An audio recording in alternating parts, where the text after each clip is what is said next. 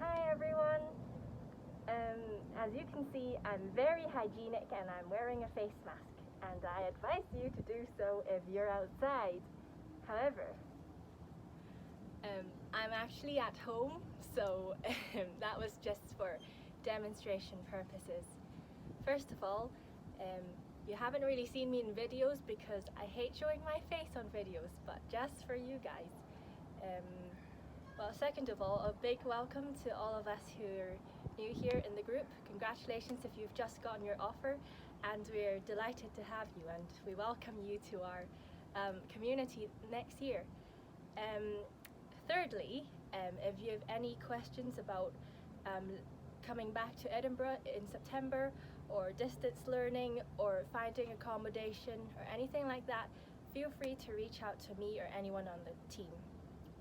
And we would be really happy to answer any of your questions. Don't forget to join us on Wednesdays at 2 p.m. British Summer Time. We will be having a Zoom, which I'll put the link in the text. Yeah, that's how it works. Anyway, we'll get back to our video testimonies, video sharings by some of us on the team. And today we have Nea from Slovenia. So say hello if you're from Slovenia as well, and feel free to share this video. Enjoy!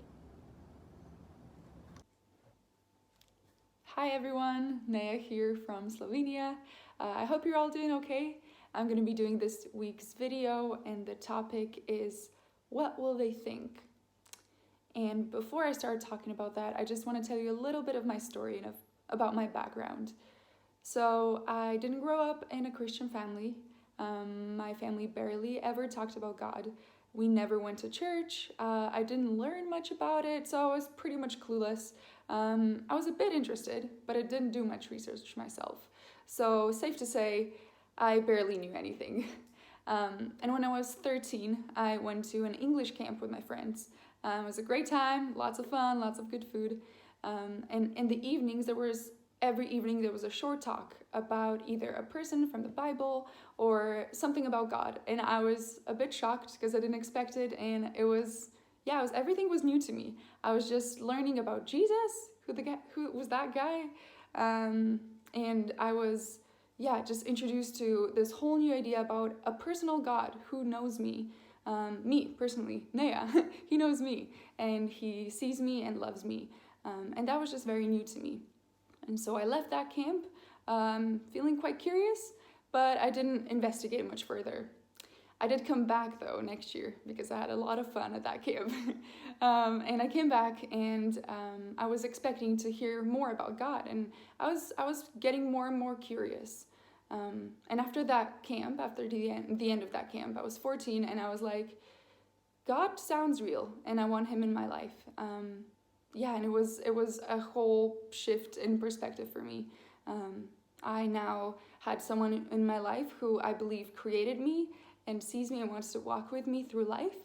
A God who sent his son to die for me so that we can have a relationship, so we can have a friendship, so I can call him my friend and my Father in heaven. And that was a completely different thing for me. And so I came home, and all of a sudden my life was a bit different, but my family was the same, and my friends were the same. And how was I supposed to reconcile those two things? I had a life with God now, but my family didn't believe in God. And even more so, they didn't even like church. Church sometimes has a negative connotation, either in my family or just my friend circles. They're not particularly they don't like the idea of church and of Christianity. And so it was hard. And that's where the question came in, what will they think? Well, will they think about me now that I'm a new person, or that I have a whole different perspective to life and I believe in God? It's a huge decision. What will they think of me? And it was hard. And I don't think I did a very good job explaining to them what my beliefs are. And so my mom's reaction was defensive. She was defensive, and she wanted me to keep living the way that I was living for 14 years of my life. And so I actually hid the fact that I believed in God for a few months. And then she found out from someone else. Not a great way to find out. It's completely my fault. And she wasn't too stoked. And we talked about it, and I explained that I was just worried what they will think, which made it even worse than that I did, because I didn't tell them. And now it's many years later, and I still worry. What will they think? I've been a Christian for 6 years, and you might be expecting that I'll say, yeah, I just don't care about people's opinion, and life as a Christian is great and perfect, and there's no worries and no insecurities. But that's just not the case. And my faith is really firm, and I stand firm in what I believe. But at the same time, I still worry. What will my family think? What will my friends think now that I put my faith into something else, something other than me? I feel like most of my friends and family put their faith in themselves and what they can do and they can achieve and what kind of person they can be. But I put my faith into something way greater, into someone who actually created me and knows me better than I know myself. And to this day, I am hesitant sometimes to share with my friends and family because it's a huge change. There's this risk that people won't accept you. And if you feel that way, I totally understand you. And I've definitely felt throughout those years of being a Christian, I felt like, people are not going to accept what I believe.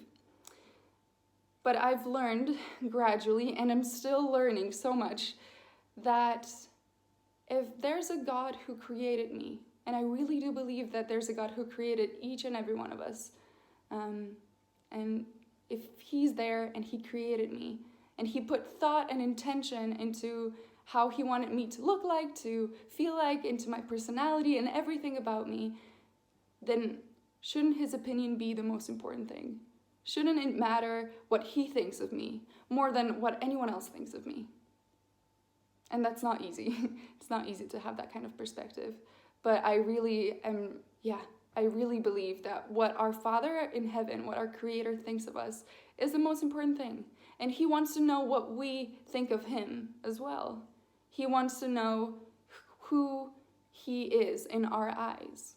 Jesus in the Bible asks his disciples, "Who do you think I am?" And that's one of the most important questions I believe you can ask yourselves. Who do you think Jesus is? Because that will affect everything you do. And if you feel afraid and worried what people will think of you, I just want to read a verse from the Bible, from Luke's Gospel. It says, "Blessed are you when men hate you, when they exclude you and insult you, and reject your name as evil because of the Son of Man. Rejoice in that day and leap for joy, because great is your reward in heaven." I believe I will be reunited with my Father in heaven someday. And that will be a great day, and my reward is great there. And if he truly is, and I believe he is, the creator of the world and my Father in heaven, his opinion is the one I search and I want to know, and his opinion matters most to me. And so, of course, it matters what my family thinks. But ultimately, when I get to heaven, his opinion will be the most important one. So thank you, Naya, for your wonderful sharing.